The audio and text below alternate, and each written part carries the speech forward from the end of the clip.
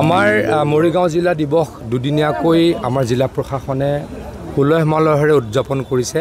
উলহ মালহ যদিও আমাৰ প্ৰত্যেকৰে এই মুহূৰ্তত ক'ৰবাত নহয় ক'ৰবাত সুখ, ক'ৰবাত নহয় ক'ৰবাত দুখ আছে।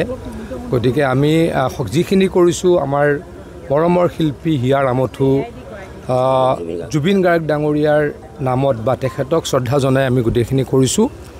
আজি আমাৰ কাৰণে এটা মৰিগাঁওবাসীৰ কাৰণে ভাল খবৰ। আমি ভাল খবৰ বুলি ক'ব খোজা নাই যদিও মৰিগাঁওবাসী এটা ভাল কাম কৰিছে বা জিলা প্ৰশাসনে এটা ভাল কাম কৰিছে যে আমি এই আমাৰ চাৰণবিলৰ এই উদ্যানত আমি আমাৰ অতি মৰমৰ আমাৰ হিয়াৰ আমঠু জুবিন গাৰ্গ ডাঙৰীয়াৰ এটা 15 ফুট উচ্চতাৰ প্ৰতিমূৰ্তিৰ আমি ভূমি পূজন কৰিলোঁ।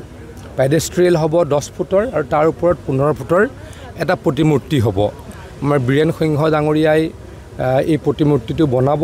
আমি অলপ পাছতে ক'ব পাৰিম কিমান 2 মাহ বা 2.5 মাহৰ ভিতৰত এই প্ৰতিমূৰ্তিটো আমি উন্মোচন কৰিম। জুবিন গাৰ্গ ডাঙৰীয়াৰ প্ৰতিমূৰ্তি বনাই অলপো ভাল লগা নাই, কাৰণ আমাৰ মাজৰ পৰা অকালতে তেখেত নাইকিয়া হ'ল। গতিকে কষ্টৰে বনাইছোঁ, কিন্তু জুবিন গাৰ্গ ডাঙৰীয়াক আমি জীয়াই ৰাখিবই লাগিব।